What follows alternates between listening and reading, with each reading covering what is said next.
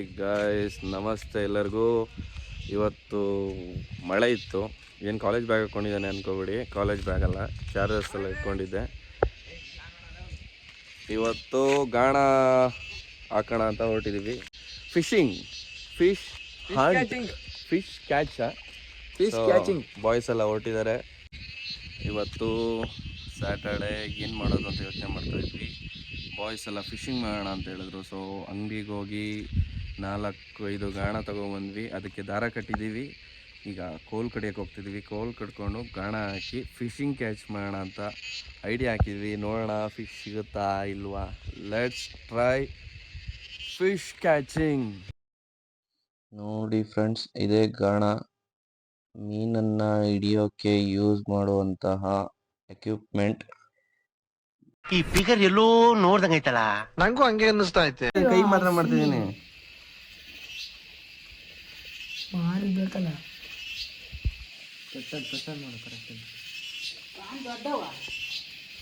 ದೊಡ್ಡವು 10 kg ಇಡತ್ತಂದ್ರೆ ನೋಡ, ಅಲ್ಲೊಂದಿದೆ ನೋಡಲ್ಲಿ.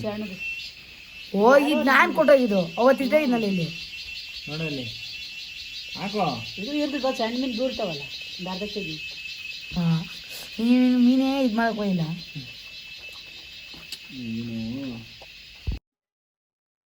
ಒಂದೊಂದೇ ಗಾಣ ತಗೊಂಡು ಒಂದು ದಾರ, ಶೇಂಗಿಸ್ ದಾರ ಅಂತ ಕರೀತಾರೆ, ಅದಕ್ಕೆ ಟೈ ಮಾಡೋಕ್ಕೆ ಶುರು ಮಾಡ್ದ. ಅದನ್ನು ನೀಟಾಗಿ ಟೈ ಮಾಡಬೇಕು, ಯಾಕಂದ್ರೆ ಫಿಶ್ಶು ಅದನ್ನು ಕಚ್ಕೊಂಡಾಗ ತುಂಬ ವೆಯ್ಟ್ ಇದ್ರೆ ಗಾಣ ಅರ್ಧೋಗುವಂಥ ಚಾನ್ಸಸ್ ಇರುತ್ತೆ ದಾರದಿಂದ ಸಪ್ರೇಟಾಗಿ. ಆ ದಾರ ತುಂಬ ಸ್ಟ್ರಾಂಗ್ ಇರುತ್ತೆ, ಎಳೆದ್ರೂ ಎಲಾಸ್ಟಿಕ್ ಇರುತ್ತೆ. ಸೊ ಹಂಗಾಗಿ ಇದು ನೋಡಿ, ಎರೆಹುಳು ಅಂತ ಕರೀತಾರೆ, ಇದನ್ನ ರೈತ ಮಿತ್ರ ಅಂತಾನೂ ಕರೀತಾರೆ. ಯಾಕಂದ್ರೆ ವರ್ಮಿ ಕಾಂಪೋಸ್ಟ್ ಗೊಬ್ಬರನ ಮಾಡಕ್ಕೆ ಸಹಾಯ ಮಾಡುವಂತಹ ಜೀವಿ.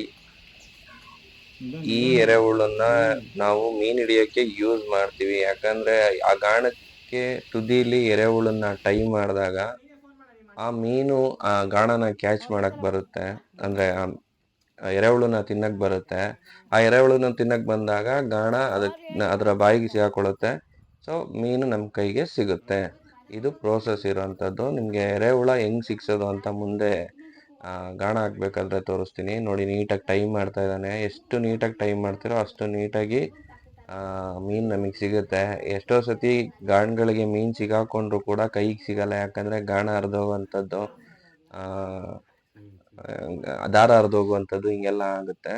ಸೊ ಅದಾದ್ಮೇಲೆ ನೋಡಿ, ಒಂದು ಬೆಂಡ್ ಕಟ್ತಾ ಇದ್ದಾನೆ.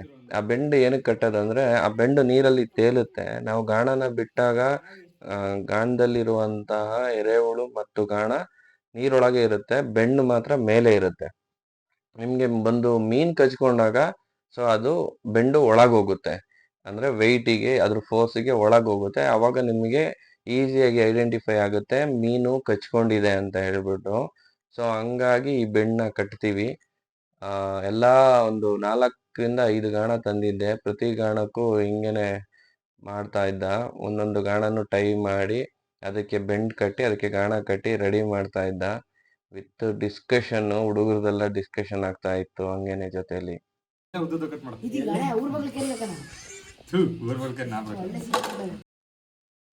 ಮನು ಊರು ಬಾಗ್ಲು ಕೆರೆ ಯಾಕೆ ಬೇಡ ಅಂತ ಹೇಳ್ತಾ ಇದ್ದಾನೆ ಅಂದ್ರೆ, ಆ ಕೆರೆ ತುಂಬಾ ವರ್ಷಗಳಾಯ್ತು ಮೀನ್ ಹಿಡ್ದು. ಯಾರೋ ಪ್ರೀವಿಯಸ್ ಆಗಿ ಮೀನ್ ಹಿಡ್ದಾಗ ಆ ಫಿಶ್ ನ ತಿನ್ಬಿಟ್ಟು ಹೆಲ್ತ್ ಇಶ್ಯೂಸ್ ಆಗಿತ್ತಂತೆ, ಫುಡ್ ಪಾಯ್ಸನ್ ತರ. ಸೊ ಹಂಗಾಗಿ ನಮ್ಮೂರ ಹುಡುಗರುಗಳು ಅಥವಾ ನಮ್ಮೂರವರು ಯಾರು ಆ ಕೆರೆಯಲ್ಲಿ ಮೀನನ್ನ ಹಿಡಿಯಲ್ಲ. ಆ ಕೆರೆಯಲ್ಲಿ ಹೊಸದಾಗಿ ಅದನ್ನ ಹೂಳ್ಗಿಳೆತ್ಬಿಟ್ಟು ಫುಲ್ ಕ್ಲೀನ್ ಮಾಡಿಸಿ ಏನೇ ಮಾಡಿದ್ರು ಒಳ್ಳೆ ಫಿಶ್ ಅನ್ನ ಸಾಕ್ಬೋದು. ಬೈಕೆರೆಯಲ್ಲಿರುವಂತಹ ನವ ಯುವಕರು ಗ್ರಾಮ ಪಂಚಾಯತ್ಗೆ ಇದರ ಬಗ್ಗೆ ಒಂದು ಅರ್ಜಿಯನ್ನು ಸಲ್ಲಿಸಿ ಗ್ರಾಮದ ಕೆರೆಯ ಹೂಳನ್ನು ಎತ್ತಿಸುವಂತಹ ಕೆಲಸ ಮಾಡಬೇಕಾಗಿ ವಿನಂತಿಸಿಕೊಳ್ಳುತ್ತೇನೆ.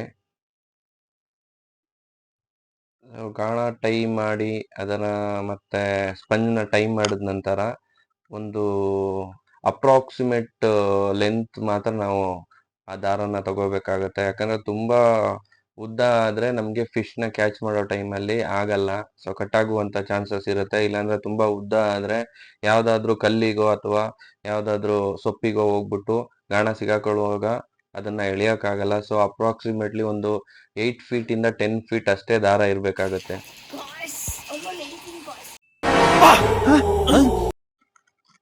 ಪಾಪ ಹುಡುಗ ಒಬ್ನೇ ಕೆಲಸ ಮಾಡ್ತಾ ಇದ್ದ. ಸೊ ನಾನು ಇದನ್ನೆಲ್ಲ ಚಿಕ್ಕದ್ರಲ್ಲಿ ಮಾಡಿದೆ, ಬಟ್ ಇವಾಗೆಲ್ಲ ಮರ್ತೋಗ್ಬಿಟ್ಟಿದೆ ಹೆಂಗ್ ಕಟ್ಟೋದು ಏನ್ ಕತೆ ಅಂತ. ನಾನು ಟ್ರೈ ಮಾಡಿದೆ, ಆಗ್ಲಿಲ್ಲ ಕಟ್ಟಕ್ಕೆ. ಸೊ ನಾನೇ ಕಟ್ತೀನಿ ಕೊಡು ಅಂತ ಹೇಳ್ಬಿಟ್ಟು ಅವನೇ ಕಿತ್ಕೊಂಡು ಕಟ್ಟಕ್ಕೆ ಸ್ಟಾರ್ಟ್ ಮಾಡ್ದೆ. ನೋಡಿ ಬಾಯೆಲ್ಲ ಎಳ್ಕೊಂಡು ಕಟ್ಟಿ ರೆಡಿ ಮಾಡ್ತಾ ಇದ್ದಾನೆ. ಮಧ್ಯದಲ್ಲಿ ಬೆಕ್ ಬೇರೆ ಬರ್ತಾ ಇತ್ತು, ಅದ್ರ ಜೊತೆ ಬೇರೆ ಆಟ ಆಡ್ತಾ ಇದ್ದ. ಸೊ ನಿಧಾನ ಕೆಲಸ ಮಾಡ್ತಾ ಇದ್ದ, ನಾವು ಮಜಾ ತಗೊಳ್ತಿದ್ವಿ ನೋಡಿ. ಹುಡುಗರ ಜೊತೆ ಎಲ್ಲ ಟೈಮ್ ಪಾಸ್ ಮಾಡ್ತಿದ್ದಾಗ ಒಂದು ನೆನಪಿಗೆ ಬಂತು, ಈ ಹುಡುಗಿರಿಗೆ ಅವ್ರ ಏಜ್ ಅವ್ರು ಮಾತ್ರ ಫ್ರೆಂಡ್ ಇರ್ತಾರೆ. ಅಂದರೆ ಈಗ ಒಂದು 9th ಕ್ಲಾಸಾ, ಸೊ ಅದೇ ಕ್ಲಾಸ್ ಅವ್ರ ಫ್ರೆಂಡ್ ಇರ್ತಾರೆ. ಸೊ ಅವ್ರ ಏಜ್ ಲಿಮಿಟ್ ಅವರೇ ಫ್ರೆಂಡ್ಸ್ ಇರ್ತಾರೆ. ನಮ್ಮ ಹುಡುಗರಿಗೆ ಹಂಗಲ್ಲ, ನಮಗೆ 35ರಿಂದ 40 ಏಜವರು ನಮಗೆ ಫ್ರೆಂಡ್ ಇರ್ತಾರೆ. ಅಥವಾ ಒಂದು 10ನೇ ಕ್ಲಾಸ್ ಇರ್ಬೋದು, ಇವಾಗ 9th ಇರ್ಬೋದು. ಇಂಥ ಹುಡುಗರ ಜೊತೆನೂ ಆರಾಮಾಗಿರ್ತೀವಿ. ಸೊ ಅದನ್ನು ನಾನು ಯಾವುದೋ ಸೋಷಿಯಲ್ ಮೀಡಿಯಾದಲ್ಲಿ ನೋಡಿದ್ದೆ. ಸೊ ಅದು ನೆನಪಿಗೆ ಬಂತು. ನೋಡಿ ಗಾಣ ಎಲ್ಲ ಕಟ್ಕೊಂಡು ರೆಡಿ ಆಗಿದ್ದೀವಿ. ಈಗ ಕೋಲ್ಗಳು ಬೇಕು, ಯಾಕಂದರೆ ಆ ದಾರದ ತುದಿನ ಒಂದು ಕೋಲ್ ತುದಿಗೆ ಕಟ್ಬಿಟ್ಟು ನಾವು ಗಾಣ ಹಾಕಬೇಕು. ಸೊ ಅದಕ್ಕೆ ಕೋಲ್ ಕಟ್ಕೊಳ್ಳೋಣ ಅಂತ ಬಂದ್ವಿ.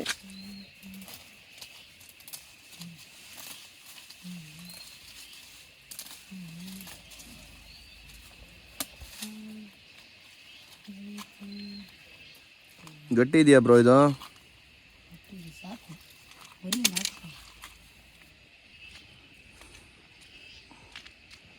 ಈ ಏನಂತಾರೆ, ಏನು ಗಿಡ ಇದಕ್ಕೆ? ಗಿರಿಸಿಡಿ ಅಂತ ಕರೀತಾರೆ. ನಿಮ್ಮ ಕಡೆ ಈ ಗಿಡಕ್ಕೆ ಏನಂತ ಕರೀತಾರೆ ಹೇಳಿ. ನೋಡಿ ಹೀಗಿದೆ ಮರ, ಇದು ಗಿರಿಸಿಡಿಯ ಮರ. ಅಲ್ಲೇನೋ ಗಿರಿಸಿಡಿ ತಾನೆ ಕಡೆ. ಇನ್ನು ಎಷ್ಟು? 5.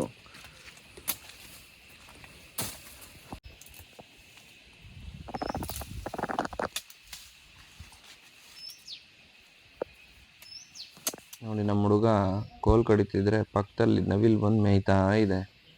ಈ ನವಿಲ್ ಬಂದು ಒಂದು ವೀಕ್ ಮೇಲೆ ನೋಡ್ತಾ ಇದ್ದೀನಿ, ಇಲ್ಲೇ ಊರಲ್ಲಿ ಹೆದರಿಕೆ ಇಲ್ದಂಗೆ ಆರಾಮಾಗಿ ಓಡಾಡ್ತಾ ಇದೆ.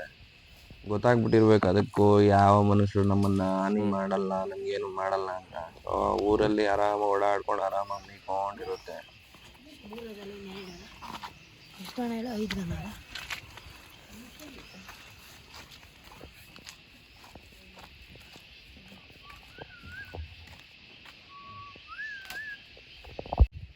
ಟೋಟಲ್ 5 ಗಾಣ ಇರೋದ್ರಿಂದ ನಮಗೆ ಟೋಟಲ್ 5 ಗಾಣ ಬೇಕು. ಸೊ 5 ಗಾಣನ ಕಡ್ದು ಅರೇಂಜ್ ಮಾಡ್ತಾ ಇದ್ದ.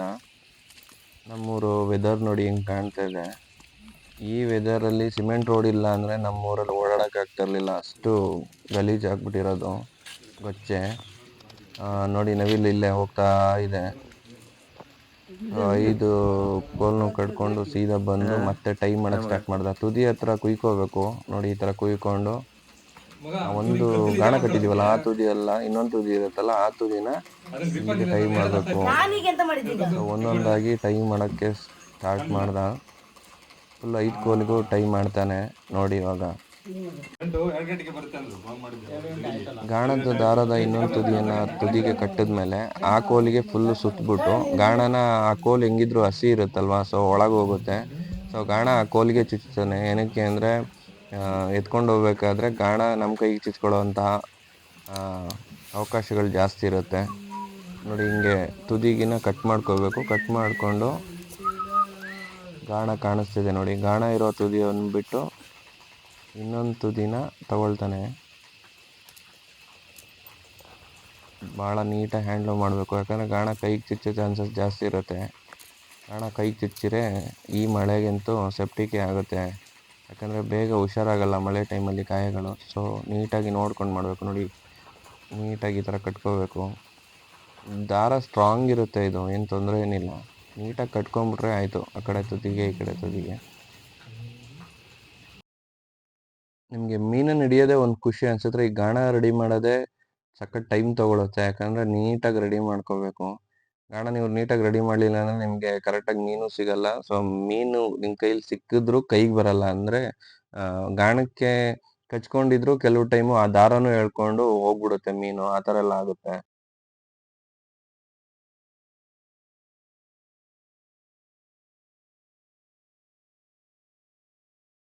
ನೋಡಿ ಎಲ್ಲ 5 ಗಾಣಗಳು ರೆಡಿ ಆಗಿದೆ. ಸೊ ಇವಾಗ ನಾವು ಹೋಗ್ಬೇಕಾಗಿರುವಂಥದ್ದು ಸೀದಾ ಹಳ್ಳದ ಹತ್ರ. ಹಳ್ಳ ನೀರು ತುಂಬಿದೆ ಮಳೆ ಬಂದು.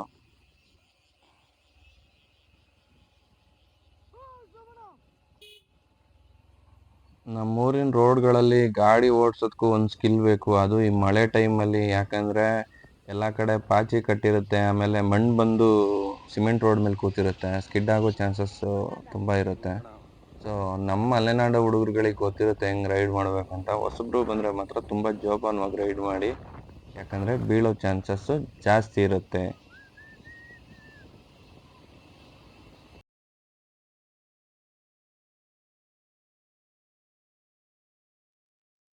ತುಂಬ ಸ್ಪೀಡಾಗಿ ಹೋಗ್ತಿದ್ದೀವಿ ಅನ್ಕೋಬೇಡಿ, ಟೈಮ್ ಲ್ಯಾಬ್ಸ್ ಇಟ್ಟಿದ್ದೆ ನೋಡಿ. ನಮ್ಮೂರಿನ ಹೃದಯ ಭಾಗ ಅಂತ ಹೇಳ್ಬೋದು, ಗದ್ದೆ ಮಧ್ಯೆ ದೇವಸ್ಥಾನ ಇರುವಂಥದ್ದು. ನಮ್ಮೂರಿನ ಬಗ್ಗೆನೇ ಒಂದು ವಿಡಿಯೋ ಮಾಡ್ತೀನಿ ಅಂತ ಹೇಳಿದ್ದೀನಿ. ಆ ವಿಡಿಯೋ ಮಾಡಿ ನಿಮಗೆ ತೋರಿಸ್ತೀನಿ ನಮ್ಮೂರು ಹೆಂಗಿರುತ್ತೆ ಮಳೆಯಲ್ಲಿ, ಎಷ್ಟು ಚೆನ್ನಾಗಿರುತ್ತೆ. ಈ ಮಳೆ ಟೈಮಲ್ಲಿ ನೋಡಿ ಹಳ್ಳ ಫುಲ್ಲು ತುಂಬೋಗಿದೆ. ಸೊ ಇಲ್ಲೇ ನಾವು ಮೀನು ಹಿಡಿಬೇಕಾಗಿರುವಂತಹ ಜಾಗ. ಈಗ ಎಲ್ಲ ಹುಡುಗರು ಒಂದಾಗಿ ಮೀನು ಹಿಡಿಯಲು ಶುರು ಮಾಡ್ತೀವಿ ನೋಡಿ.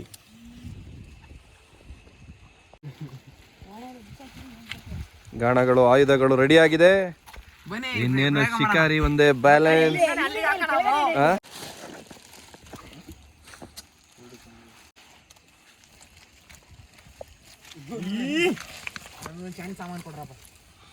ಎರೆಹುಳ ನೆನ್ಸ್ಕೊಂಡ್ರೆ ಬೂಗಿ ಮ್ಯಾನ್ ನೆನ್ಪು ಬರ್ತಿದ್ದಾರೆ.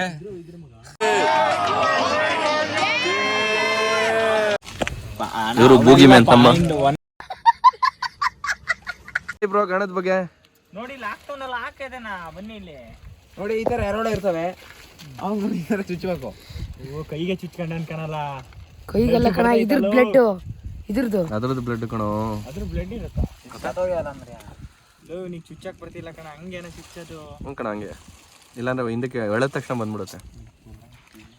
ಓಟಿ ಬಂದ್ಬಿಡ್ತು ಗಾಯ್ಸ್. ಕಾಣ್ಲಿ ಅಂತ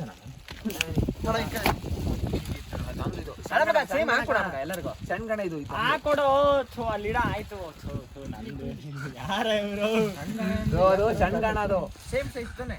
ಎರೆಹುಳ ಎಲ್ಲ ನಂದೇ. I am the ಬೂಗಿ man.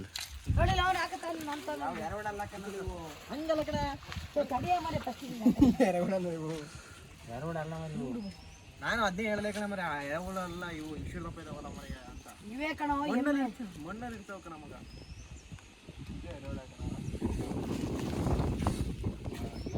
ಏನು ಅದನ್ನ ಮಟನ್ ಪೀಸ್ ಅಂತ ಇದು ಹಿಂಗೆ ಹಿಂಗ್ ಮುಳ್ಗಾಡ್ತಿರ್ಬೇಕು, ಈ ತರ ಹಿಂಗೆ ಇದ್ ಮಾಡ್ತಿರ್ಬೇಕು. ಮತ್ತೆ ಈಗ ನೀನ್ ಏನ್ ಮಾಡ್ಬೇಕಂತ ತುದಿ ಎಳಿಬೇಕು. ಮುಗ ಹೇಳ್ದಂಗೆ ಹೇಳ, ಇದಾಕು ಪೂರ್ತಿ ಆ ಬ್ಲ್ಯಾಕ್ ಕಲರ್ ಕಾಣ್ಬಾರ್ದು. ಅಲ್ಲಿ ನೋಡಲ್ಲಿ ಬ್ಲ್ಯಾಕ್ ಕಲರ್ ಕಾಣಿದ್ರೆ ಇದಾಗೋದು ಸಾಕ್ಬಿಡೋದು. ಬ್ಲ್ಯಾಕ್ ಕಲರ್ ಕಾಣ್ಬಾರ್ದು ನಮಗ. ನೋಡಿ ಗಾಯ್ಸ್, ಅಣಿತಿದೀವಿ ನಾವು. ಇವ್ರದ್ದು ಒಳಗೆ ಹೋಗ್ತಿಲ್ಲ, ಸೈಡಿಗೆ ಹಾಕ್ಬೇಕು ಯಾವತ್ತು. ಒಳಗೆ ಹೋಗ್ಸ್ಬೇಕು. ಒಳ್ಳೆ ನೀರು ರಫ್ತ ಐತೆ ಅದು, ಅಲ್ಲಿ ಬರಲ್ಲ. ಬಾರ ಇಲ್ಲಿ ಮಗ, ಮೊದ್ಲು ಹಾಕೊಡ್ ಬರ. ಕಟ್ ಮಾಡಲಿ. ಒಂದ್ಸತಿ ಗಲೀಜ್ ಮಾಡ್ಕೊಂಡಿಯ ಕೈಯ, ಆ ಕಡೆ ಇದು ಮಾಡ್ತಿದ್ಯಾ. ಕೊನೆಗೆ ಎಲ್ಲರೂ ಗಾಣಕ್ಕೆ ಎರೆಹುಳುಗಳನ್ನ ಸಿಗಿಸ್ಕೊಂಡು ಹಳ್ಳದ ನೀರಿಗೆ ಎಸೆಯೋಕ್ಕೆ ಸ್ಟಾರ್ಟ್ ಮಾಡಿದ್ರು. ನೋಡಿ ಎಸ್ತಿದ್ದಾರೆ ಅಲ್ಲಿ. ಸೊ ಒಳಗಿರುವಂಥ ಎರೆಹುಳನ ಮೀನು ತಿಂದಾಗ ಆ ಬೆಂಡು ಒಳಗೆ ಹೋಗುತ್ತೆ, ಅದು ಒಳಗೆ ಹೋದಾಗ ಗೊತ್ತಾಗುತ್ತೆ ಸೊ ಮೀನು ಬಿದ್ದಿದೆ ಅಂತ. ಸೊ ಆವಾಗ ಕಡ್ಡಿನ ಎಳ್ಕೊಂಡ್ರೆ ಮೀನು ಗಾಣಕ್ಕೆ ತಗಲಾಕೊಂಡಿರುತ್ತೆ. ಸೊ ನಾವು ಈಸಿಯಾಗಿ ಹೊರಗಡೆ ಎತ್ಕೋಬೋದು ಮೀನನ್ನು. ಇದು ಪ್ರೊಸೀಜರು ಗಾಣ ಹಾಕೋದು. ಸೊ ತುಂಬ ವೆಯ್ಟ್ ಮಾಡಿ ಮಾಡಿ ಮಾಡಿ ಮಾಡಿ ಎಲ್ಲ ಕಡೆನೂ ಟ್ರೈ ಮಾಡಿದ್ವಿ. ಒಂದೊಂದು ಕಡೆ ಅಂದರೆ ತುಂಬ ನೀರಿದ್ದರಿಂದ ತುಂಬ ಅತಿ ಹೆಚ್ಚು ಮೀನುಗಳೇನಿಲ್ಲ ಮೊದಲಿನ ಥರ.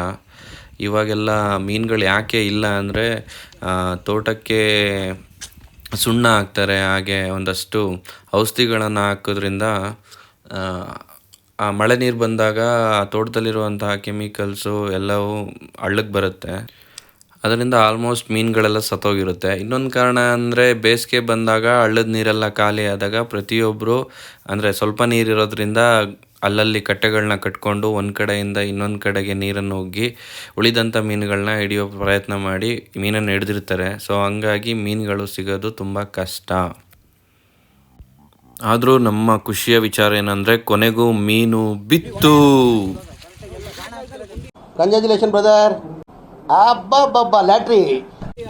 ಆದರೆ ಈ ಮೀನನ್ನು ಹಿಡಿದಿರೋದು ನಾವಲ್ಲ, ಇವರು ನಮಗಿಂತ ಮುಂಚೆನೇ ಬಂದಿದ್ದರು. ಸೊ ಮಧ್ಯಾಹ್ನನೇ ಅವರಿಗೊಂದೆರಡು ಸಣ್ಣ ಮೀನುಗಳು ಸಿಕ್ಕಿದ್ದು. ಸುಮ್ಮನೆ ನಾವು ವಿಡಿಯೋ ಮಾಡಿದ್ವಿ. ನಾವು ತುಂಬ ಟ್ರೈ ಮಾಡಿದ್ವಿ ಮೀನು ಹಿಡಿಯೋಕ್ಕೆ ಅಂತ, ಬಟ್ ಆಗಲಿಲ್ಲ. ಮಳೆಗೆ ತುಂಬ ಚಳಿ ಆಗ್ತಿತ್ತು. ಸೊ ಬಂದ ದಾರಿಗೆ ಸುಂಕ ಇಲ್ಲ ಅಂತ ಹೇಳ್ಬಿಟ್ಟು ಎಲ್ಲವನ್ನು ಪ್ಯಾಕ್ ಮಾಡಿಕೊಂಡು ಹೊರಟ್ವಿ. ನಿನ್ನ ಅವಾಗ ಅವಾಗ ಗಂಡಸು ಅಂತ ಅನ್ಕೋತೀವಲ್ಲ ನಾವು, ಅದು ನಾವು ಮಾಡೋ ಮಿಸ್ಟೇಕ್.